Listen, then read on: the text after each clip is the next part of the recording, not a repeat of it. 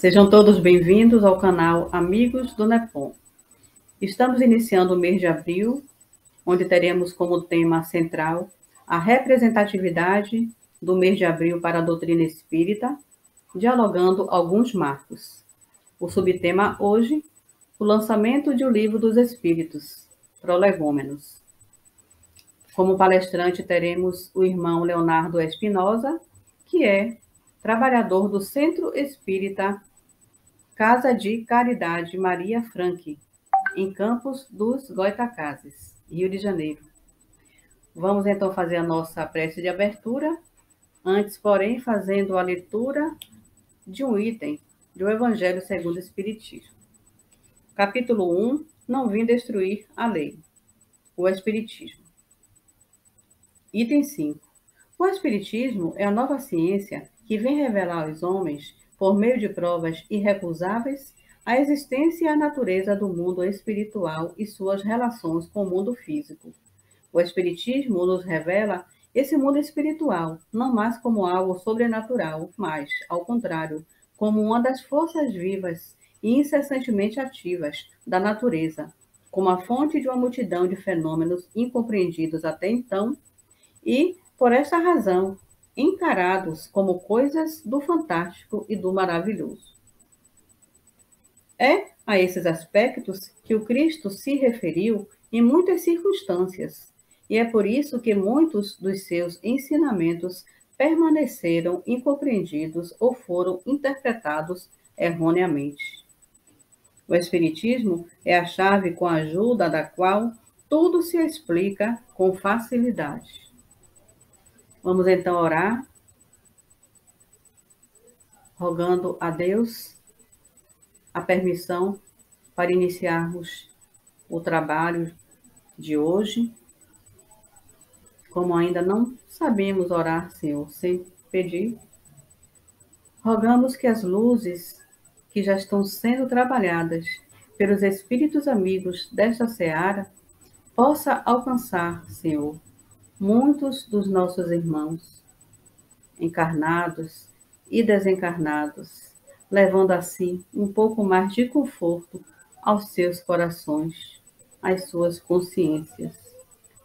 E assim rogamos, Senhor, que o Mestre amado permaneça em cada um de nós, iluminando os nossos dias, confortando os nossos corações, consolando a nossa caminhada, para que possamos prosseguir sempre, sem perdermos a esperança, caminhando sempre para a frente e para o alto.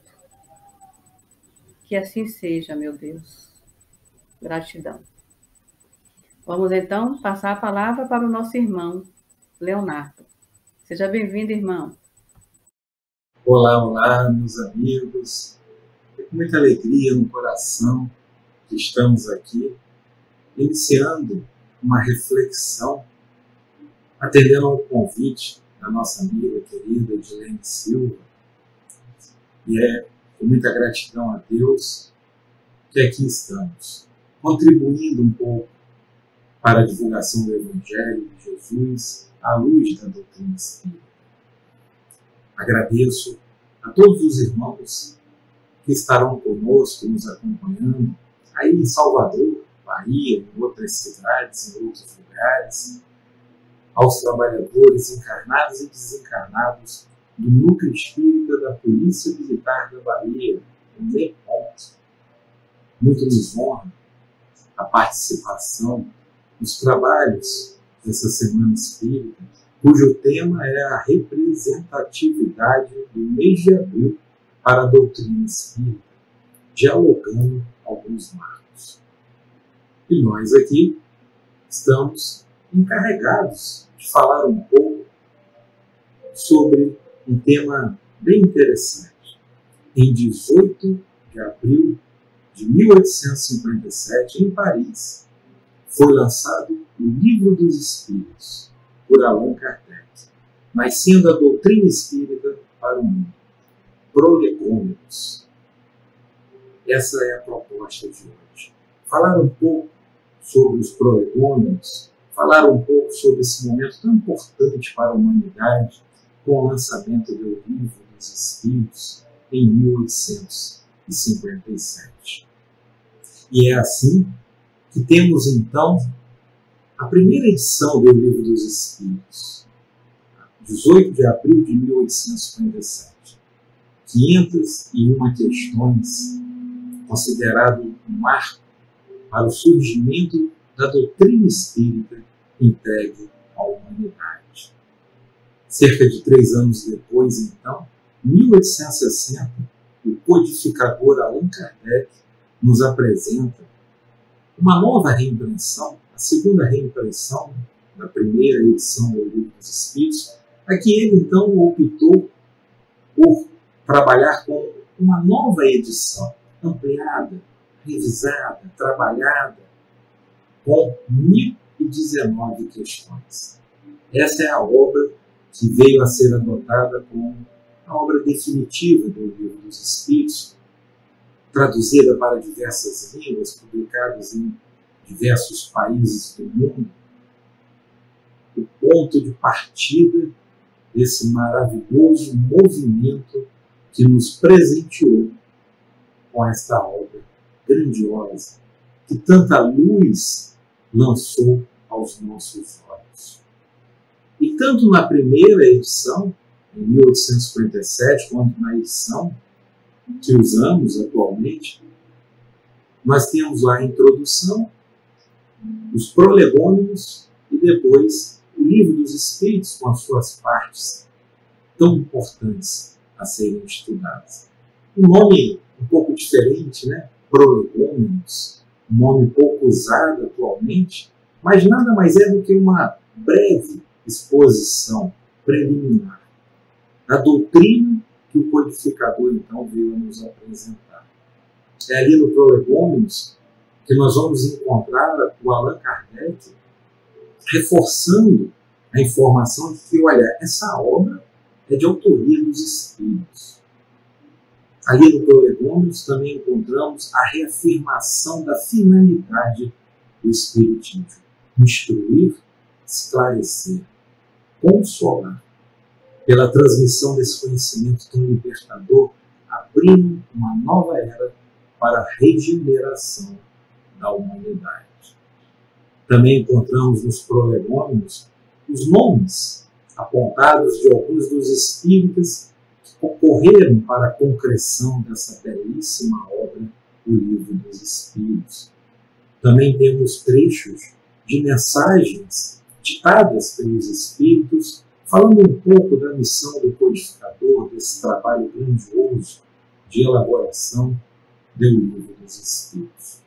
Então, qual foi a opção que nós adotamos aqui? Ao invés de efetuarmos a leitura na íntegra dos prolegômenos do Livro dos Espíritos, nós vamos lendo os parágrafos e tecendo alguns comentários em sequência. Nós vamos perceber que, aparentemente, né, 2 páginas e meia, às vezes em alguma obra um pouco mais, a depender do tamanho da fonte, mas quanta informação tão necessária ao entendimento da doutrina espírita.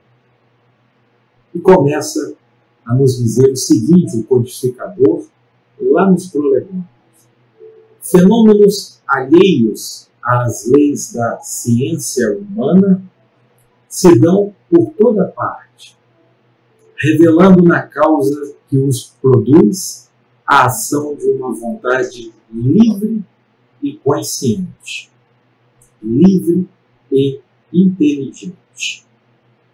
Logo nesse primeiro parágrafo dos Prolegômenos do Livro dos Espíritos, o codificador Allan Kardec já deixa bem clara a informação. Existem fenômenos que escapam ao alcance das ciências ordinárias. Astronomia, biologia, química. Por quê? Por que as ciências ordinárias não são capazes de explicar esses fenômenos? Porque essas ciências se aplicam aos fenômenos puramente materiais. Elas não têm condições de observar, estudar e compreender fenômenos que não estão na alçada dos puramente materiais. Fenômenos cujas causas são extracorpóreas. Não estão inseridos na nossa dimensão material. Esses fenômenos, então, que logo aqui no primeiro parágrafo dos prolegômenos, que o codificador vai nos dizer que ocorre, e a ciência humana não são capazes de explicar, é a causa que os produz a uma vontade livre e inteligente, nós temos que pensar no contexto em que foi lançada a obra. 1857, aquele período em que na França, na Europa, mas principalmente na França, por volta de 1852, ocorreram uma grande intensidade de fenômenos de efeitos físicos, apelidados de mesas girantes. As primeiras manifestações inteligentes que se produziram por meio dessas chamadas mesas girantes, que se erguiam, mesas às vezes assim com tripés, se apoiavam, balançavam, davam pancadas. Através desses fenômenos, as pessoas iam obtendo respostas através de formas convencionadas de codificação. Por exemplo, uma pancada significa sim, duas pancadas significava não. Era comum trabalhar com esse tipo de codificação. E aquele entretenimento virou uma febre na Europa, virou uma febre na França. Era a brincadeira preferida de muitos. As meninas mais jovens, por exemplo, colocavam as mãos sobre as mesas e começavam a indagar se iriam casar até certa idade ou não, por exemplo. Se for verdade, dê 2 pancadas, se não for, dê 3. E assim os fenômenos iam sendo produzindo as pancadas, as inclinações, as batidas dos pés da mesa, conforme a resposta era afirmativa ou negativa. E assim começou, por brincadeira, por curiosidade, e esse fenômeno foi se espalhando como um rastilho de pólvora e tomou parte da atenção de muitos na época. Salões, cafés, teatros, a moda era interrogar as mesas sobre as coisas mais fúteis, frívolas, brincadeiras, os locais ficavam lotados. Esse novo entretenimento, então, era uma festa, Era algo em que as pessoas adoravam fazer. Mas muitas pessoas, imbuídas de outra visão, querendo experienciar a situação, levando para questões mais sérias, querendo obter esclarecimentos, faziam perguntas um pouco mais importantes e a precisão das respostas impressionava, causava espanto. E assim as coisas foram se propagando, muitos intelectuais, juízes, congressistas, muitas pessoas sérias também se aproximaram dessa moda, primeiro com o intuito de apontar charlatanismo, mentira, com o intuito de dizer: vocês estão iludidos, vocês estão sendo enganados. E ao participarem daquelas experiências, ao participarem, ao verificarem, ao contestarem, eles recuavam no seu intento inicial, porque começavam a ver que não havia possibilidade de fraude. É claro que haviam alguns charlatões que se aproveitaram, que ganharam dinheiro, que enganaram pessoas, mas as pessoas que queriam desbancar tudo aquilo investigavam profundamente, reduziam a zero a toda a possibilidade de fraude e percebiam que os fenômenos ocorriam. Então o interesse foi aumentando, a coisa foi crescendo. Isso ficou tão marcante na época que existem algumas charges publicadas nos jornais da época. No livro de Zeus Van Tuyl, As Mesas Girantes, existem fotos de algumas dessas charges, por exemplo. Então, uma das charges era uma mesinha assim, parada, bonita, e a notícia no jornal era: jovem mesa, de exterior muito simpático, fala várias línguas, conhece um pouco de aritmética e muitas histórias, está pedindo trabalho, pedindo lugar como intendente de finanças. Então nós vamos encontrar nos jornais da época publicações confirmando a existência desses fenômenos das mesas girais. Várias charges foram colocadas. Numa das charges na imprensa da época, por exemplo, havia a imagem, a gravura de um inspetor de polícia, um investigador, com uma senhora que o chamou para solucionar um crime. E aí o inspetor pergunta à dona da casa: dissestes que a vossa cozinheira vos furtou, mas cadê as provas? E aí a dona da casa, então, apontando para a mesa, diz assim: senhor comissário, está aqui a minha mesa de cozinha, pronto para depor por escrito. Então nós vamos percebendo, através dessas charges históricas, a confirmação de que aquilo começou a chamar a atenção de todos. E é nesse contexto que o professor Hipólito Leon Denizar Rivaio, após não se interessar, porque a maioria das pessoas eram questões frívolas, mas vendo homens honrados, ilustres, respeitados por ele, começa a se aproximar, a observar de forma criteriosa, a participar de experimentos. E aí então entra o segundo parágrafo do livro dos Prolegômenos, em que o codificador nos apresenta o seguinte: a razão diz que um efeito inteligente há de ter como causa uma força inteligente. E os fatos hão provado que essa força é capaz de entrar em comunicação com os homens por meio de sinais materiais. Interrogada acerca de sua natureza, essa força declarou pertencer ao mundo dos seres espirituais que se despojaram do invólucro corporal do homem. Assim é que foi revelada a doutrina dos espíritos. Então, percebemos aqui a perspicácia do codificador. Ele logo percebe que, olha, esses fenômenos, esses sinais materiais são os efeitos. Mas a causa não está na matéria. Há uma força por detrás disso e ela é inteligente, já que as respostas são inteligentes. Se o efeito é inteligente, obviamente que a causa há de ser inteligente. Mas muitos acham que o trabalho do codificador foi de simples perguntador. Perguntou o que é Deus e a resposta veio pronta. Perguntou várias situações e veio pronta. Mas não foi bem assim. O trabalho foi muito maior do que imaginamos. Como ele mesmo apresentou ao lançar essa obra magnífica, os princípios contidos no livro, nos diz o codificador, resultaram de respostas dadas pelos espíritos às questões diretas que lhes foram propostas em diversas ocasiões, vejam, várias vezes, por meio de um grande número de médiuns, bem como das instruções que esses espíritos deram espontaneamente a nós ou a outras pessoas sobre as matérias que encerram.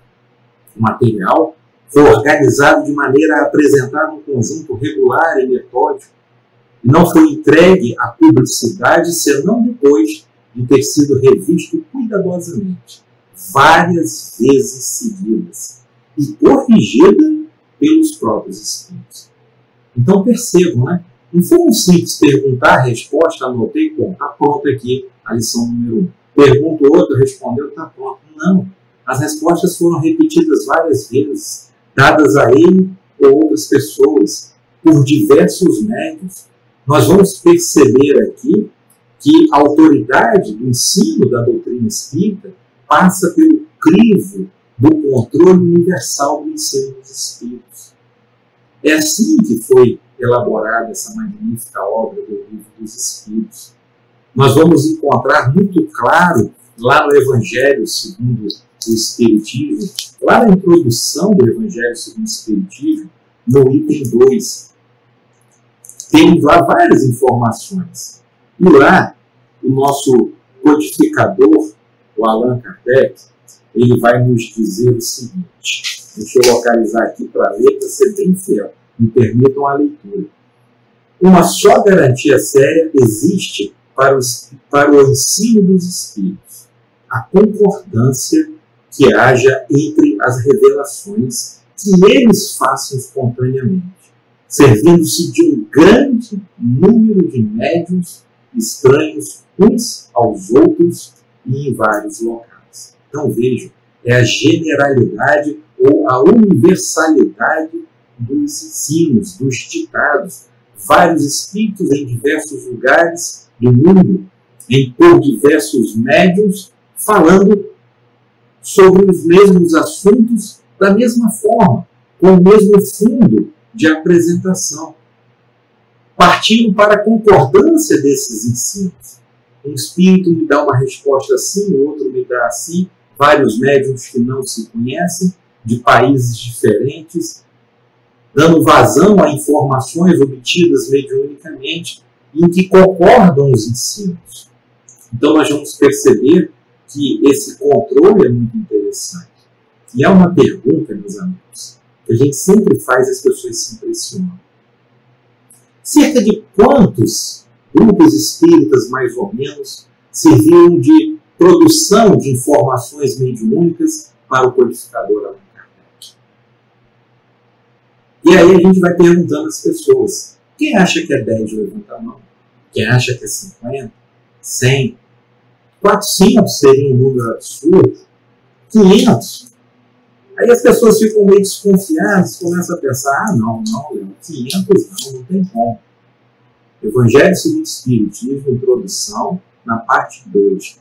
O codificador vai nos dizer o seguinte: na posição que nos encontramos, a receber comunicações de perto de 1000 centros espíritas sérios, 1000 centros espíritas sérios, disseminados pelos mais diversos pontos da Terra, achamos-nos em condições de observar, sob o princípio que se estabelece, a concordância do ensino desses espíritos. É claro, meus amigos, que não estamos a falar dos grupos espíritas com a formação que se apresenta hoje, mas grupos de pessoas que se reuniam ordinariamente, frequentemente, no mesmo dia, no mesmo horário. Obviamente, naquele começo, nas próprias casas, nas casas de alguns, para lá se direcionaram, eram agrupamentos espíritas, cerca de 1000 agrupamentos espíritas, produzindo informações para que o codificador pudesse nos trazer tudo isso que se nos apresenta. Então percebam que foi um trabalho realmente espetacular, que trouxe para o codificador uma dedicação intensa. Eram noites dormindo um pouco, uma dedicação, um amor, honrando a missão que lhe foi concedida, a importância dessa obra. E prosseguindo nos prolegômenos, nós temos lá no próximo parágrafo, as comunicações entre o mundo espírita e o mundo corpóreo estão na ordem natural das coisas e não constituem fato sobrenatural. Tanto que de tais comunicações se acham vestígios em todos os povos e em todas as épocas. Hoje se generalizam e se tornaram patentes a todos. E não poderia ser diferente. Essa intensa interação entre o mundo espiritual e o mundo material, meus amigos, o mundo corpóreo, está registrado ao longo da história da humanidade.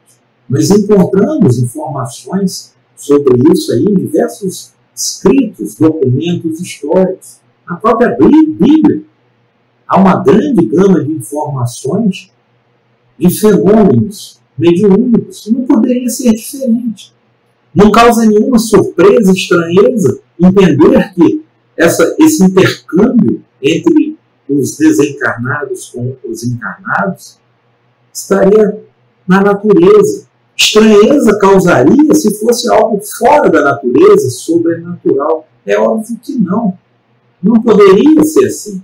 O próprio Jesus confirma a existência de fenômenos de interação entre espíritos encarnados e espíritos desencarnados. Após a morte do seu corpo físico, Jesus então ressurgiu perante os seus discípulos. Por exemplo, a chamada ressurreição, ressurgimento perante os discípulos. Ainda que não compreendessem bem os fenômenos, nós vamos entender com a doutrina espírita que esse ressurgimento, essa ressurreição, nada mais foi do que fenômenos, ora de aparição, ora de materialização do Espírito do Cristo Jesus após a morte do seu corpo físico. E a doutrina espírita deixa isso muito claro, sem alegorias, demonstra a naturalidade na conversação entre os espíritos, desencarnados e os encarnados.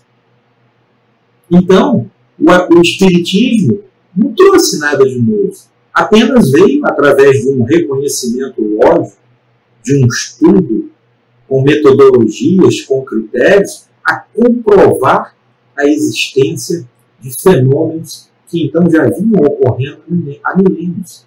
Eu sempre gosto, nesse momento, de fazer uma analogia, por exemplo, com a invenção do microscópio. Antes de inventar o microscópio, já se pensava na existência de vírus, bactérias, alguns seres que eram capazes de nos prejudicar a saúde, por exemplo, de nos derrubarem com gripes, resfriados e outras doenças. Mas isso só veio a ser confirmado quando o microscópio nos possibilitou olhar além das limitações da visão física. Antes do advento da doutrina espírita, os fenômenos já existiam. A doutrina espírita apenas veio nos possibilitar enxergar melhor toda essa situação. E todos esses fenômenos que eclodiram na Europa, na França, com as mesas girantes, por exemplo, precedidos dos fenômenos de Higgs-Wheeler, né, da família Fox, demonstram um encandeamento das coisas, né? Tudo se encandeia no universo, tudo é direcionado, tudo tem uma razão de ser. E é assim que nós encontramos no 5º parágrafo dos Prolegômenos, do Livro dos Espíritos, a informação que o codificador nos traz. Os Espíritos anunciam que chegaram os tempos marcados pela providência para uma manifestação universal. E que, sendo eles, os Espíritos, os ministros de Deus e os agentes de sua vontade, têm por missão instruir e esclarecer os homens, abrindo uma nova era para a regeneração da humanidade. Tudo ocorreu com a permissão de Deus. Era chegado o momento para essa grande manifestação universal de fenômenos mediúnicos. Inicialmente, com sinais materiais, fenômenos de efeitos físicos, pancadas, barulhos, ruídos. Posteriormente, através da psicofonia, da psicografia indireta, né, em que as mãos não seguravam as penas, as canetas, os lápis, e depois pela psicografia direta. E quando nós analisamos o contexto histórico do século XVIII na Europa, nós vamos perceber uma humanidade mais amadurecida, justamente antecedendo esse período de grande eclosão de fenômenos espíritas. Nós vamos percebendo que, à medida em que a humanidade evolui em inteligência, em sentimentos, em conhecimento, amadurece, e se encontra num patamar evolutivo, digamos assim, que a predisponha a obter novos conhecimentos, com a permissão de Deus, as coisas ocorrem. Antecedendo esses fenômenos da mesa girante, principalmente lá na Europa, diversos espíritos mais evoluídos, em amplos campos do conhecimento, encarnaram naquela região. Espíritos evoluídos promovendo um grande avanço, grandes transformações na ciência, na política social, científica, cultural, nas transformações econômicas daquela época, sentimentos de liberdade, liberdade de pensamento, de ideias, de opções, de escolhas, revolução industrial, revolução nas artes, iluminismo, romantismo. Então nós vamos perceber que, apesar das grandes dificuldades da época, houve um período que antecedeu as mesas girantes em que as ideias foram amadurecidas, com ideais de fraternidade, de liberdade, de igualdade, de limitar os poderes do Estado, do absolutismo, dos abusos cometidos em todos os nomes religiosos, políticos, econômicos na época. Tudo isso mostra o encandeamento divino. Tudo isso mostra as coisas sendo preparadas para o momento oportuno da vinda de novos conhecimentos. E prosseguindo no livro Os Prolegômenos, encontramos mais informações. O codificador nos diz: este livro é um repositório desses ensinos. Foi escrito por ordem e mediante ditado de espíritos superiores, para estabelecer os fundamentos de uma filosofia racional, isenta dos preconceitos do espírito desse sistema. Nada contém que não seja a expressão do pensamento deles e que não tenha sido por eles examinados. Sua ordem é a distribuição metódica das matérias, assim como as notas e a forma de algumas partes da redação constitui obra daquele que recebeu a missão de os publicar. Kardec novamente reafirma a obra dos Espíritos. Apenas deu uma pequena contribuição, dando grandes mostras de humildade. Assim, quando ele adota o pseudônimo Allan Kardec, deixando de lado todo o nome construído na pedagogia, como professor Hipólito Leon Denizar Rivaio, dando mostras de humildade, novamente ele deixa claro isso. E aí a gente entende a questão dele não ter nominado os médiuns na obra, embora a história tenha registrado o nome de muitos dos médiuns. Queria evitar que os médiuns passassem pelas dificuldades, pelas acusações que ele passou. Evitar que possamos também ser envolvidos em sentimentos de vaidade ou orgulho que pudessem nos fazer sucumbir. E ele aqui novamente reafirma: foi tudo escrito mediante ordem e ditado dos espíritos superiores. E aqui a gente encontra a força, a autoridade da doutrina espírita. Ainda que se queimem todos os livros, como foi feito lá no Alto de Fé de Barcelona, na época, em 1861, salvo engano, ainda que se queime tudo que está escrito, não se porá fim à doutrina dos espíritos. Eles continuarão comunicando, eles continuarão dando vazão às informações com a permissão de Deus, sempre que necessário para a nossa humanidade. E fechando essa primeira parte dos prolegômenos, porque na segunda parte o codificador transcreve trechos de mensagens mediúnicas, inspiradoras, fechando essa primeira parte, ele nos traz um belíssimo parágrafo, uma inspiradora lição. Em número dos espíritos que concorreram para a execução desta obra, muitos se contam que viveram em épocas diversas na Terra, onde pregaram e praticaram a virtude e a sabedoria. Outros, pelos seus nomes, não pertencem a nenhuma personagem cuja lembrança a história guarde, mas cuja elevação é atestada pela pureza dos seus ensinamentos e pela união em que se acham com os que usam de nomes venerados. Então, olha que beleza, né? Muitos tiveram os nomes registrados ao longo da história, no período em que viveram anteriormente na Terra. Outros sequer foram reconhecidos nas histórias. A história não lhe guarda a lembrança dos nomes. E aí nós percebemos aqui uma lição grandiosa. O importante é o serviço realizado com Jesus. Não importa o reconhecimento público dos trabalhadores, não importa o reconhecimento público perante a história. O que importa é atuar como o sol, esse astro maravilhoso, faz, ilumina a todos, aquece a todos, brilha para todos, sem esperar elogios e muito menos recompensas. É o serviço feito. E aí nós imaginamos assim, entre os nomes que a história nos guarda, pessoas como nós, anônimos, trabalhadores, donas de casa, esposas, maridos, filhos, tias, avós, pessoas que vivem uma vida simples, mas no cotidiano, no dia a dia, fazendo o trabalho de Jesus, plantando sementes de bom amor, de bondade, de paz e de bem em seus corações e nos corações dos irmãos em sua caminhada. A nos demonstrar que, apesar de todas as dificuldades, sim, podemos ser melhores do que somos. Podemos ser melhores nos pensamentos, nas palavras, nas atitudes.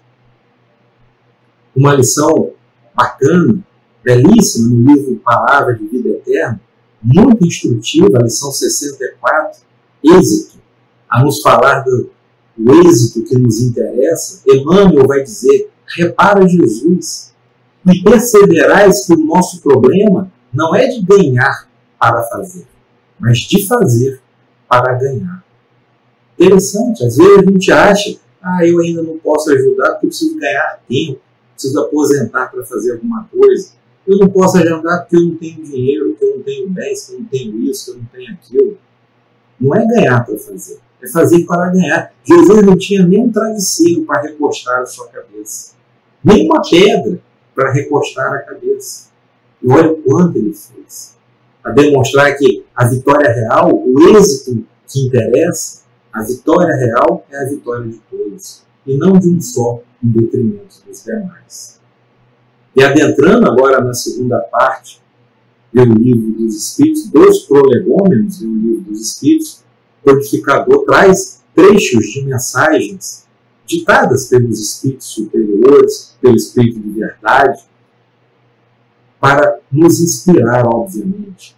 E ele diz assim, eis em que termos nos deram, por escrito e por muitos médiuns, a missão de escrever esse livro. Ele quer compartilhar conosco a importância dessa obra para cada um de nós. E o primeiro trecho de mensagens ditadas pelos Espíritos sobre a missão, ele vai nos dizer, ocupa-te, cheio de zelo e perseverança, do trabalho que empreendeste com o nosso concurso, pois esse trabalho é nosso. Nele pusemos as bases de um novo edifício que se eleva e que um dia há de reunir todos os homens no mesmo sentimento de amor e de caridade. Mas, antes de eu divulgares, revelaremos juntos, a fim de verificarmos todas as minúcias. Então percebam, né? O nível de exigência, de revisão, de releitura, de recomeçar, de repensar, realinhar raciocínio, a coisa não vem pronta, não. A espiritualidade orienta, sinaliza. E o codificador precisava compreender, precisava extrair os conceitos, não vem tudo prontinho com uma receitinha de bolo, não. Percebemos aqui nesse trecho também a belíssima informação de que todos alcançaremos a condição de espíritos puros. Todos. No trecho em que diz, as bases do edifício estão aí, que um dia há de reunir todos os homens no mesmo sentimento de amor e de caridade. Todos, sem distinção. E o projeto, meus amigos, desse edifício tem a assinatura de Jesus, a nos falar da esperança de dias melhores, esperança de nos libertarmos das nossas imperfeições e alcançarmos as verdadeiras alegrias. O projeto está assinado por ele, o nosso arquiteto divino. As bases foram fincadas aí com o Espiritismo, Consolador prometido, a nos permitir a compreensão do Evangelho que nos consola, sem mistérios incompreensíveis, desarrazoados. Traz, mediante a fé raciocinada, o entendimento. O Espiritismo nos proporciona compreender as bases, os ensinamentos que um dia nos permitirá a reunião num só sentimento de amor e de caridade. Então, nós vamos perceber que, com a permissão de Deus e com disciplina, vontade e esforço empregada por cada um de nós, seguiremos adiante. Não tem como não se lembrar da questão 1019 do Livro dos Espíritos. A última questão do Livro dos Espíritos, assinada por São Luís, o Espírito de São Luís, em que ele vai dizer: o bem reinará na terra quando entre os espíritos que a vêm habitar, os bons predominarem. Porque então farão que aí reine amor e justiça, fonte do bem e da felicidade. Por meio do progresso moral e praticando as leis de Deus, o homem atrairá para a terra os bons espíritos e dela afastará os maus. Estes, porém, os maus espíritos, não deixarão a terra, senão quando daí estejam banidos orgulho e egoísmo. Então vejam, né? Não há privilégio. Precisamos fazer a nossa parte. Não vamos nos credenciar por méritos sem o nosso esforço, sem as nossas obras. Não adianta ostentar o rótulo de cristão, de espírita. Não adianta. É preciso praticar, é preciso viver, sentir, se enraizar de princípios cristãos. Então nós vamos perceber a importância dessa magnífica obra do Livro dos Espíritos, a importância dos seus prolegômenos, que tantas informações nos traz. É óbvio que nada se faz sozinho. O codificador Allan Kardec tinha companheiros encarnados, auxiliando na direção desse trabalho, ele ali conduzindo, ele dirigindo, mas muitos companheiros juntos dele. Nada se faz sozinho. E a assistência do plano espiritual também se faz presente.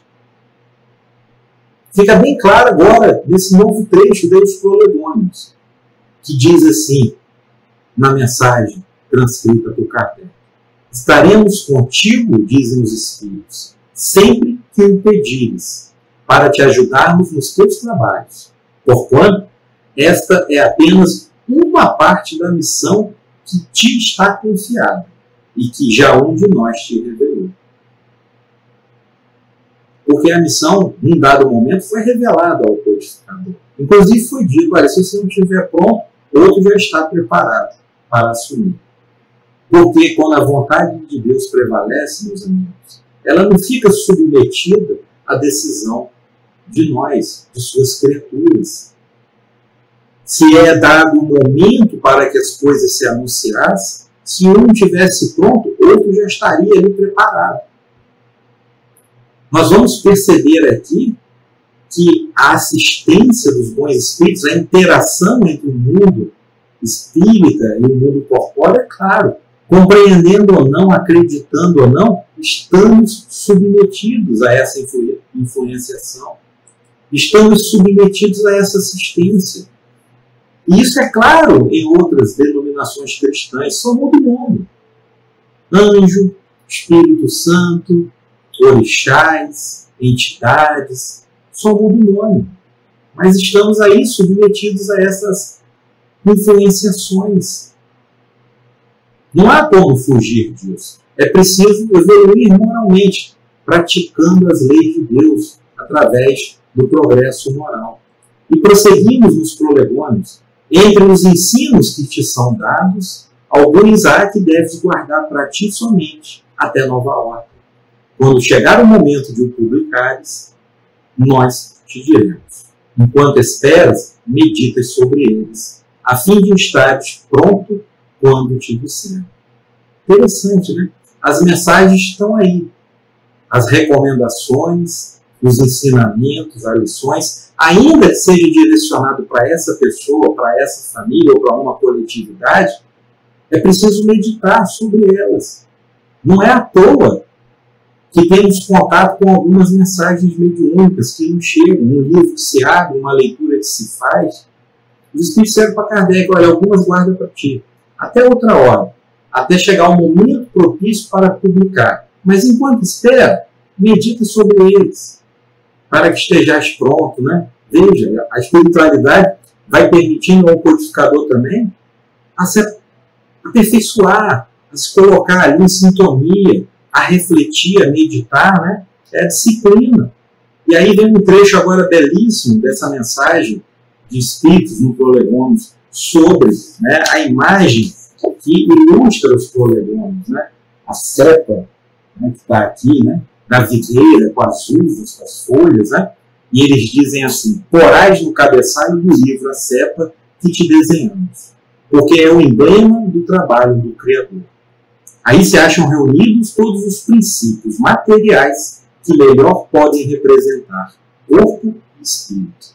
Corpo é a cepa, o espírito é o licor. A alma, ou o espírito ligado à matéria, é o barro. O homem que pensencia o espírito pelo trabalho. E tu sabes que só mediante o trabalho do corpo o espírito adquire conhecimentos. Olha que importante, né? Nós temos aí, novamente, a informação: não há privilégio, não adianta, Rosa. Tem que trabalhar, tem que edificar, tem que aproveitar a reencarnação para pôr o espírito em condições de suportar a parte que lhe toca na obra da criação. Questão 132 do Livro dos Espíritos. Tudo é solidário na natureza. Enquanto nos adiantamos individualmente, contribuímos também para as transformações da humanidade. A cepa representa muito isso. Cada uva ali, cada bago doce e belo se une a outras que formam um belíssimo cacho que alimenta, que é uma oportunidade de contribuir para auxiliar os que têm fome e sede de justiça, de conhecimento. É por isso que não podemos desanimar. Não devemos acreditar no endurecimento do coração humano para deixar de praticar o bem. Devemos seguir adiante. É o próximo parágrafo. Não te deixes desanimar pela crítica. Encontrarás contraditores encarniçados, sobretudo entre os que têm interesse nos abusos. Encontrá-los-ás mesmo entre os espíritos. Olha aí. Por isso que os que ainda não estão completamente desmaterializados procuram frequentemente semear a dúvida por malícia ou ignorância. Prossegue sempre. Crê em Deus e caminha com confiança. Aqui estaremos para te amparar. E vem próximo o tempo que a verdade brilhará de todos os lados. Olha que belíssima mensagem, né? Não desanime. Crê em Deus, caminhe com confiança. Estaremos aqui para te amparar. Prossigamos adiante. Vamos em frente. Não desanime. Ainda que a situação seja difícil, ainda que cometas erros. Lembremos de Paulo, o apóstolo. Que mudança de posicionamento, né, de perseguidor cruel a cristão, enquanto Saulo, depois, ao ter contato com as lições de amor, como Paulo, espalha a verdade que brilha de todos os lados. E continua lá nos Prolegômenos essas mensagens belíssimas. E a próximo parágrafo nos diz: a vaidade de certos homens que julgam saber tudo querem explicar ao seu modo, dará nascimento a opiniões dissidentes. Olha aí a divergência, né? Mas todos os que tiverem em vista o grande princípio de Jesus se confundirão num só sentimento, o do amor e do bem, e se unirão por laço fraterno, que prenderá o mundo inteiro. Estes deixarão de lado as miseráveis questões das palavras para só se ocuparem com o que é essencial. E a doutrina será sempre a mesma, quanto ao fundo, para todos os que receberem comunicações dos espíritos superiores. Então vejam, meus amigos, né? Discussões, dissidências teremos. Somos diferentes, temos diversos estágios evolutivos. Mas se nós nos entregarmos a um só sentimento, realmente ao que interessa, ao que é essencial, a doutrina será a mesma. A caridade, o amor. No livro Viagem Espírita, em 1862, tem várias informações. Durante esse período em que Kardec visitou 22 cidades, né? E ele vai visitar os agrupamentos espíritas, ele percebe dissidências. Eu imagino, o codificador está chegando, um ou outro puxando: vem cá, Kardec, chega aqui, olha só o que ele está falando. Fulano falou isso, fulano falou aquilo. Imagina quanta coisa não foram despejadas sobre o codificador. E lá o Kardec diz que o posicionamento dele foi um só. Se há dissidência, eu lamento, e me coloco ao lado daquele que tiver mais caridade. Pois aquele que falta caridade está sempre errado.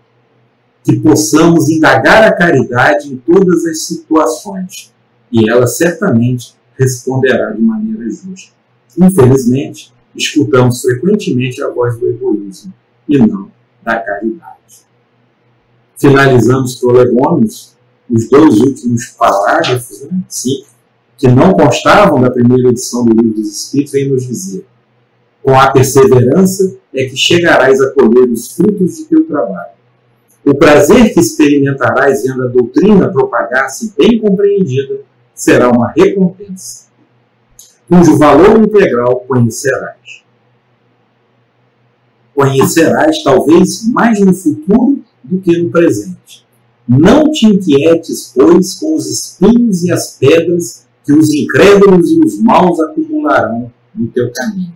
Conserva a confiança, com ela chegarás ao fim e merecerás ser sempre ajudado.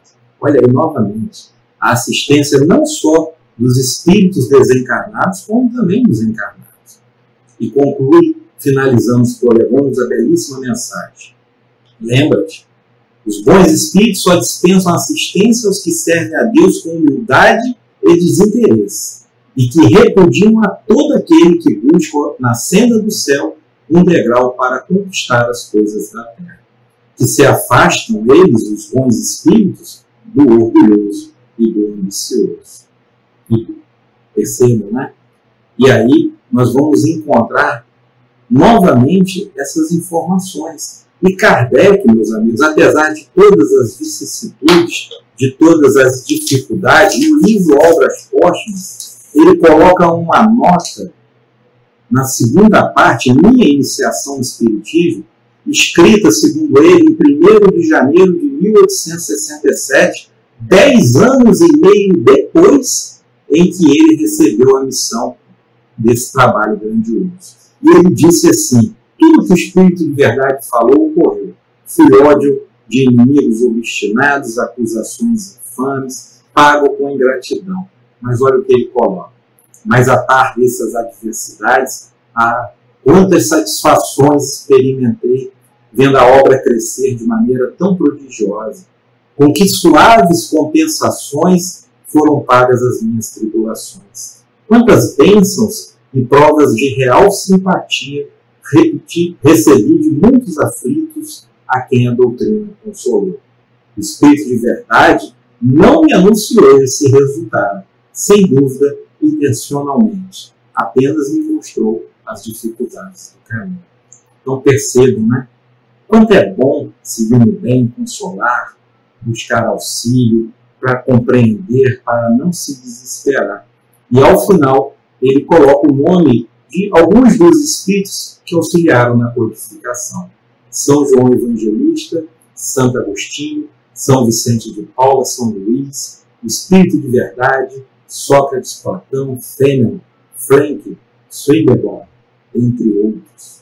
Então, meus amigos, que a gente possa realmente celebrar o mês de abril como um grande marco, uma grande importância entre os espíritas, lembrando que no dia 2 de abril encarnou no planeta Terra também. Foi nesse dia, né, o nosso querido e saudoso Chico Xavier. Olha a importância do mês de abril. Possamos honrar esse trabalho grandioso e árduo do codificador, dos seus companheiros encarnados e da assistência desses bons espíritos. Que possamos deixar que esse edifício cresça em nossos corações para nos unirmos no mesmo sentimento de amor e de caridade, contribuindo para uma nova era, para a regeneração da humanidade, verdadeiramente. Obrigado a todos, obrigado, Edilene, pelo convite. É muita alegria estar aqui colaborando com o Núcleo Espírita da Polícia Militar da Bahia. Edilene não sabia quando me convidou, mas meu pai, enquanto encarnado, também foi policial militar, aqui no estado do Rio de Janeiro. Daí a minha grata satisfação e muito honrado com o convite que me foi feito. Que Deus os abençoe a todos, que a paz do Mestre nos envolva hoje, amanhã e sempre. Graças a Deus.